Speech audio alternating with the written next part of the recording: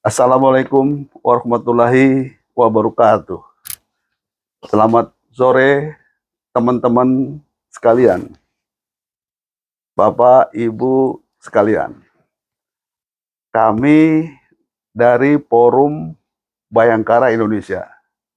Saya Edi Kusuma Wijaya, Ketua Umum Forum Bayangkara Indonesia. Sore hari ini saya akan berbincang-bincang dengan Pak Adi Samalo, SE, MBA, MM. Beliau ini adalah pakar di Forum Bayangkara Indonesia. Beliau juga aktif di ICMI atau ICMI pusat. Kemudian beliau juga aktif di MUI. Beliau juga adalah Korwil Maluku dan Maluku Utara dari Partai Hanura. Dan beliau ini juga adalah pengamat dan pemerhati di bidang ekonomi. Nah, ini Pak Adi Samalo. Ini Pak Adi Samalo. Selamat sore Pak Adi Samalo. Selamat sore Pak Edi. Ya. Pak Adi Samalo, saya ingin bertanya ya tentang masalah ekonomi yang terjadi di negara kita di tahun terakhir ini. Masih banyak sekali permasalahan-permasalahan tentang ekonomi, terutama tentang nikel, tambang nikel, jual beli nikel, ekspor nikel. Kemudian tentang masalah emas, ya, di Papua, Malut, dan beberapa daerah lain. Kemudian tentang batu bara yang ada di Indonesia ini, permasalahan batu bara di Indonesia ini. Kemudian permasalahan CPO ini. Nah, Pak Edi, ya, mungkin bisa memberikan suatu pandangan atau suatu pendapat yang bisa memberikan edukasi terhadap masyarakat, sehingga masyarakat kita ini sedikitnya tahu ya, atau mengerti permasalahan-permasalahan ekonomi yang ada di negara kita ini. Silakan Pak Edi. Baik, terima kasih. Selamat sore Pak Edi. Selamat sore. Tadi sudah disinggung di awal bahwa permasalahan yang dihadapi oleh Indonesia yaitu tentang kita selama ini mengekspor nikel ke Eropa dan ke Amerika. Nah, yang kedua juga kita juga memiliki kekayaan alam, yaitu emas.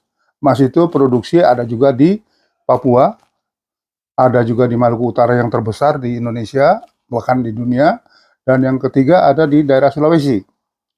Nah, dari ketiga tempat tersebut, bahwa selama ini nikel dijual secara murni, belum pernah diolah. Begitu juga emas diambil secara murni dibawa ke luar negeri. Nah, ini tentu menjadi kendala buat Presiden kita Pak Jokowi semenjak beliau memimpin negara Republik Indonesia, bahwa yang sudah-sudah nikel, emas itu diekspor langsung ke Eropa dan Amerika.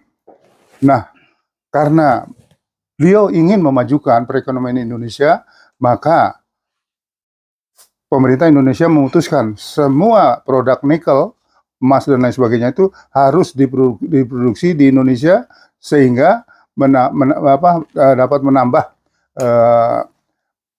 menambah elemen-elemen yang berkaitan dengan produksi itu menjadi nilai tambah buat Indonesia. Nah, tentu ini tidak gampang. Karena apa? Selama ini pembeli-pembeli tersebut dia membeli bahan mentahnya, sedangkan pemerintah mengajak mereka untuk investasi membuat pabrik smelter. Nah, smelter ini tentu mereka tidak berkenan untuk membangun di Indonesia karena investasinya cukup besar dan mahal. Ini Pak, ini Samalo ya, ide-ide ya Pak Jokowi ya tentang masalah ekonomi di Indonesia ini, antara lain masalah nikel ya. Itu banyak sekali tantangan dari negara-negara lain, terutama dari Eropa ya. Nah, bagaimana ini kelihatannya Pak Jokowi ya untuk menghadapi permasalahan ini sehingga ini tidak merugikan untuk Indonesia? Nah, tentu baik nikel ini bahkan Eropa itu sudah memasukkan ke dalam pengadilan di tingkat WTO di Eropa, karena WTO tersebut berkantor di Brussel atau di Belgia. Nah, tentu di sini bahwa presiden kita ini melawan. Dengan kata lain, beliau tidak takut dengan dibawanya permasalahan Atau produksi. ancaman-ancaman Ya. luar negeri ya? Ya. Beliau tidak takut dan tidak khawatir. Beliau bilang silakan saja Eropa mau memperkarakan tentang ekspor bahan mentah nikel kita. Nah, Pak Jokowi pada waktu berbicara di Brussel, ya, di G20, bahwa itu perdagangan dunia ini tidak adil. Karena apa? Yang selama ini berkuasa adalah pihak-pihak Eropa, di mana Eropa itu selalu mendikte negara-negara kecil atau negara-negara produsen. Nah, di situ ternyata presiden kita memberikan suatu pidato yang sangat keras dan ada tentang ketidaksukaan Indonesia. Karena apa? Kita juga didikte oleh mereka agar kita tunduk dengan negara Eropa. Tapi presiden memberikan perlawanan sehingga Eropa nampaknya juga agak khawatir dengan Indonesia. Makanya presiden tetap ngotot bahwa silakan saja. Kalau mau investasi di Indonesia kita terima karena ada nilai tambah dengan turunan-turunan produknya. Kalau mau membangun smelter di Indonesia, kalau tidak silakan saja. Eropa dan negara lainnya itu melakukan gugatan di WTO. Ya, ya Pak Edi ya. Kalau kita lihat ya, upaya Pak Jokowi ini banyak sekali nih untuk mengangkat ekonomi Indonesia. Terutama yang saya ikuti benar itu ya, masalah Freeport, tambang emas dan tambang tembaga yang ada di Papua. Ini kemauan pemerintah kita, kebijakan pemerintah kita, hasil daripada tambang Freeport ini kan harus dibuatkan smelter. Kalau tidak salah waktu itu sudah direncanakan smelter ini dibuat di daerah Jawa Timur, Gresik. Iya. Nah, tapi sampai sekarang belum terrealisir. Kemudian sekarang masalah nikel. Nikel ini baru ini ya kebijakan pemerintah kita ya. Tapi yang sudah memahami ya, yang sudah tahu persis dengan ekonomi Indonesia yaitu Cina. Cina sudah membuat smelter di Morowali ya, di Sulawesi Tenggara. Nah, bagaimana pendapat Pak Edi? Jadi kalau kita melihat Freeport ini kan mulai produksi dari tahun 60 dulu, semenjak Belanda menyerahkan Papua ke Indonesia, dan semenjak itu Pak Harto memberikan kelonggaran untuk perusahaan Amerika menambang di Papua, yaitu PT Freeport Indonesia. Nah, tentu di sini sangat kental sekali terjadi suatu kebersamaan, artinya satu kemufakatan antara pemerintah Indonesia pada waktu itu dengan pemerintah Amerika, diberikan keleluasaan untuk menambang. Di mana penambangnya itu Indonesia bahkan dijanjikan 10% dan nantinya akan mendapati 51% sahamnya. Tetapi sampai ini hari, pada waktu presiden kita Pak Jokowi itu menuntut agar secepatnya Freeport itu membangun smelter, dan saham yang seperti ada dalam kontrak itu harus 50% milik pemerintah Indonesia. Itu bunyi perjanjian kerjasamanya. Nah, itu memang sangat alot sekali. Bahkan beberapa tahun terakhir baru itu Amerika menyetujui, dan bahkan bagi hasilnya bukan lagi yang boleh dikatakan 10%, kita sudah dapat 51%. Ya. Nah, jadi begini Pak Edi ya, kalau saya melihat ini ya, dengan di daerah atau daerah provinsi-provinsi di Indonesia ini yang kaya dengan sumber alam dan sumber daya alam, misalnya batu bara, gas, minyak, kemudian emas ya, tembaga ini. Tapi terkesan ini setelah kita melihat dari hasil penelitian Badan Statistik Nasional, itu daerah-daerah yang kaya akan sumber daya alam ini, dia terkesan miskin. Ini kok bisa terjadi begini? Coba contohnya saja Iya. Papua. Ya, Papua itu ada tambang emas yang luar biasa ya di Freeport itu ya. Tapi rakyatnya terkesan miskin, padahal rakyatnya sedikit, Iya. hanya 3,5 juta lebih ya. Nah ini masih pakaian koteka, ya pakaiannya masih begitu. Ini lambat sekali berubah. Sedangkan uang dari sana itu besar sekali. Dan orang mengatakan ya bahwa tambang emas yang ada di Papua itu adalah tambang emas terbesar nomor 2 di dunia setelah tambang emas yang ada di Kanada. Bagaimana ini Pak Edi? Ya, ini Pak sangat Edi. sangat baik sekali nih Pak Edi ya.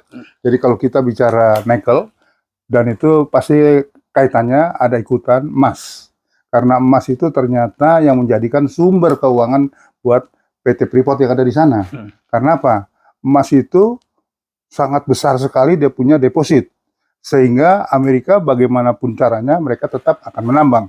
Nah, kembali di sini bahwa pemerintah itu ada punya kewajiban. Kewajiban itu dilindungi dengan undang-undang yang sudah disahkan oleh Dewan maupun pemerintah sendiri. Di mana dalam undang-undang tersebut, bagi hasil daripada penjualan itu, pemerintah daerah mendapatkan 10% dari penerimaan penjualan atau pemasukan dari tambang nikel, tambang batu bara, tambang emas, dan lain sebagainya. Nah, 10% itu dibagikan kepada daerah yang mempunyai deposit nikel, emas, dan lain sebagainya. Nah, tentu ini menjadi suatu pertanyaan besar. Kenapa mereka sebagai penghasil emas, nikel, dan lain sebagainya itu kok jadi disebut Terkesan miskin ya? terkesan miskin.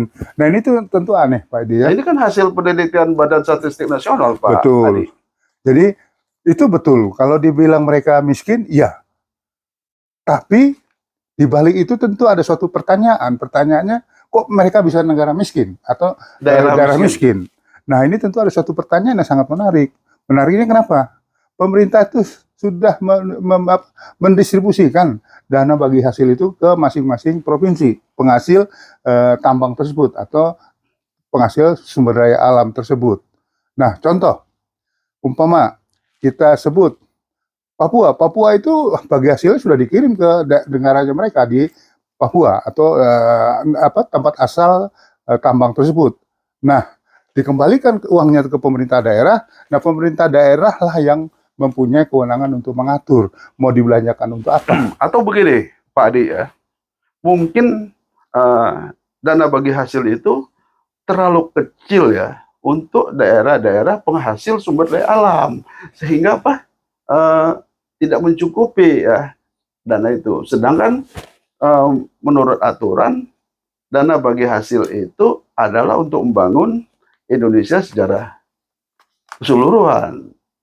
Malah kalau saya lihat untuk daerah-daerah yang tidak mempunyai sumber daya alam kok lebih makmur daripada daerah-daerah yang punya sumber daya alam. Bagaimana ini Pak? Iya, di sini keunikannya ya. Kalau keunikannya saya melihat bahwa tadi kembali dana bagi hasil tersebut memang diterima oleh pemerintah provinsi.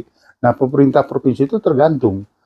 Dia menerima dana tersebut apakah dikembalikan lagi ke daerah penghasil tambang tersebut atau dibagi-bagi lagi berdasarkan nilai atau jumlah penduduk. Nah, disinilah tambah rumitnya permasalahan itu. Kenapa? Harusnya penghasil itu mendapatkan lebih banyak. Kenapa saya bisa bilang begitu? Karena mungkin Pak Edi bisa melihat kemarin ada informasi yang sangat menarik di Jawa Timur saja yang paling dekat dengan ibu kota. Jawa Timur itu kan kurang lebih 1.000 kilo kalau kita jalan pakai darat menuju ke Jawa Timur atau Surabaya. Itu ada uang bantuan dari abang bos atau uang apa itu dari pemerintah pusat 205 triliun ngendap di bank. Nah, ini tentu ada apa? Nah, saya melihat oleh karena KPK ini bekerja mungkin mereka sangat kencang, karena mungkin bisa juga ya tanda kutip mereka mau bertarget. Semakin banyak yang ditangkap, mereka punya nilai lebih kan gitu, nilainya jadi rapotnya bagus. Nah, pemerintah daerah sendiri untuk menghabiskan dana itu kan memerlukan suatu kejelasan. Artinya kejelasan, mereka tidak mau membuat suatu kegiatan tapi tidak di backup dengan dengan bukti-bukti, baik itu mungkin katakanlah dengan SK atau dengan proyek-proyek yang untuk dibelanjakan apa saja. Nah, ini jadi kendala mungkin. Tapi Itu tadi Pak Edi, ini menarik ini Pak Edi ya. Tadi Pak Edi bilang ada dana APBN yang diserahkan ke bantuan pemerintah pusat ya. 205 triliun. 205 triliun. 5 triliun yang mengendap di bank. Nah, ini gimana ini kok bisa terjadi, Pak Adi ya? Kenapa? Karena lembaga negara kita kan lengkap. Ada BPK. Nah, pengawasnya ini yang independen ada KPK. Ya kan? Ada PPATK. Ya. Kemudian ada di daerah itu ada IR ya, tingkat inspektorat dan lain-lain. Ini kurang apa lagi nih kalau begini Pak Adi? Jadi kalau saya melihat ini dana ini mengapa parkir di beberapa bank, karena satu, mereka keterbatasan bagaimana untuk mendapatkan informasi lebih banyak. Contohnya lebih banyak itu adalah kalau dana itu akan dipakai, persyaratannya apa yang harus dipersiapkan. Nah, ini mungkin kalau saya melihat di sana, karena apa? Pemerintah mengalirkan dana tersebut tentu sudah ada dengan backup data akan dipakai buat apa gitu. Kan pemerintah tidak mungkin kalau ada dana perimbangan keuangan itu pasti ada dasarnya. Nah, ini dasarnya ada, begitu uang sampai di tempat tujuan. Nah, tempat tujuan itu yang tidak siap kalau saya lihat. Kenapa? Mereka satu, bagaimana menggunakan dana itu satu. Yang kedua, lantas proyek apa saja yang mereka bisa dapatkan atau lakukan. Nah, untuk mendapatkan suatu atau melakukan kegiatan proyek tersebut, tentu harus di backup untuk belanjanya apa saja. Iya. Nah, ini mungkin yang menjadi kendala untuk di daerah. Iya, Pak Edi ya. Ini sebagai contoh saja ya, yang sangat menjadi perhatian saya juga nih. Karena ini terjadi di daerah asal-usul saya ya, Sumatera Selatan. Sumatera Selatan itu adalah penghasil batu bara terbesar di Indonesia. Itu di Tanjung Enim. Dia juga menjadi sumber minyak. Beberapa tambang minyak di sana. Sumur minyak ada di Sumatera Selatan. Kemudian gas. Belum lagi hasil buminya, pertanian ya. Perkebunan karet yang luar biasa. Kemudian sawit ini. Nah, kita lihat saja dulu salah satu tambang batu bara. Batu bara ini yang ada di Tanjung Enim, Muara Enim, Sumatera Selatan ini dikeruk mulai zaman Belanda ini. Kemudian sampai sekarang itu tidak henti-hentinya mengeruk tambang batu bara yang ada di Tanjung Enim. Tapi kesan saya ya, untuk Muara Enim saja itu sepertinya nggak ada apa-apanya. Seperti angin lalu. Itu jalannya masih sempit, pembangunan kotanya seperti itu, mengangkat harkat martabat ekonomi rakyatnya seperti terkesan diabaikan gitu.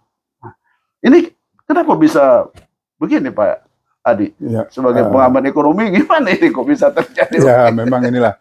Ini kendalanya di Indonesia banyak sekali, di mana kendala-kendala itu sebatas sebagai informasi saja kalau saya lihat ya. Artinya ada kendala, nah kendala itu disampaikan tapi tidak ada follow up. Contohnya tadi yang disampaikan bahwa batu bara di Sumatera Selatan itu kan tambang yang paling besar di Indonesia dan dikelola semenjak zaman Belanda dan sampai hari ini masih tetap berjalan, bahkan tambang rakyatnya juga banyak.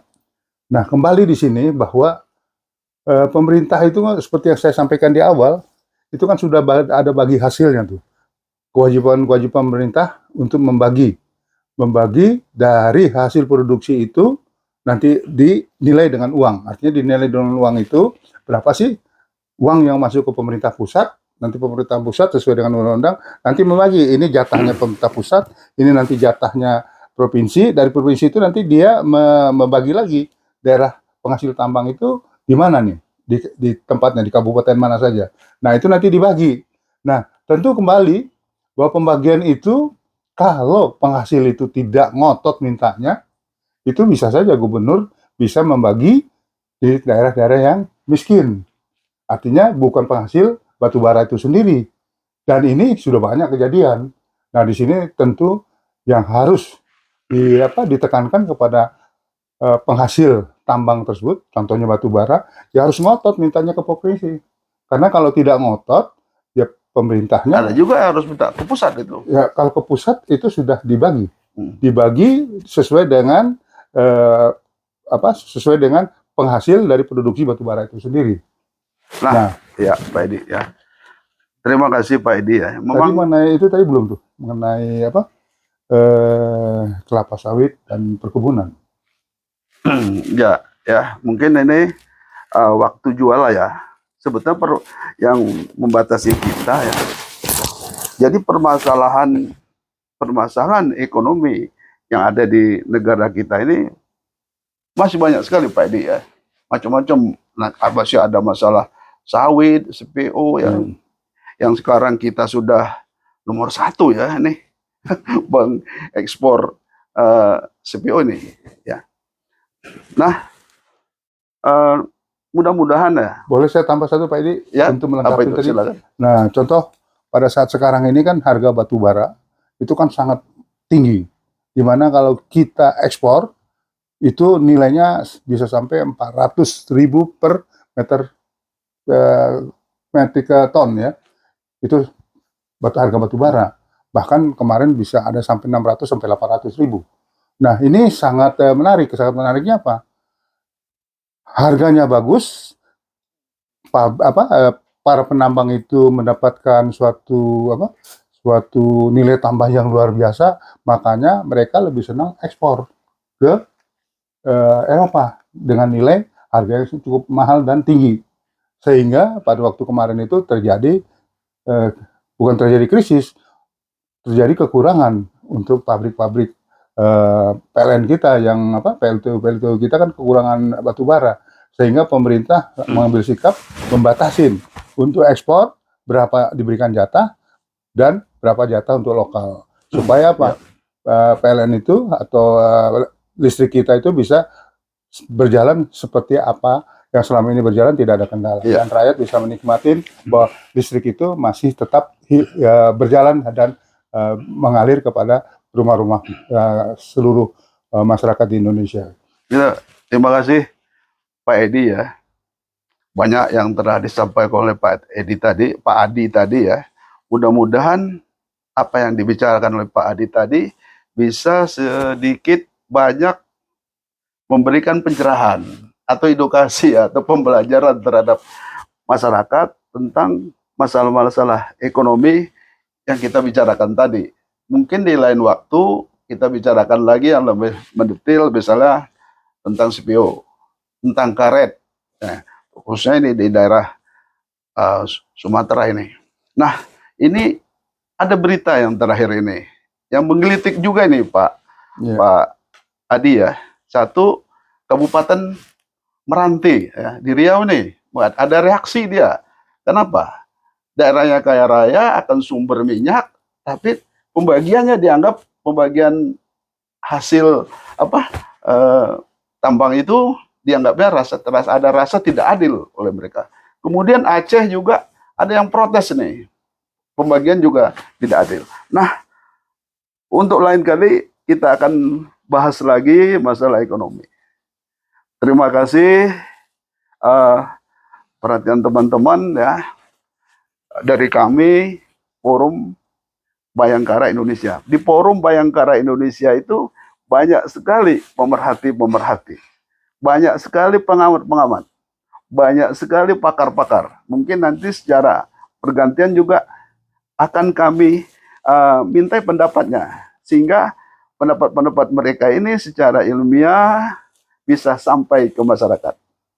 Terima kasih dari kami. Salam Bayangkara. Ya. Terima kasih Pak Edi. Terima kasih. Sore.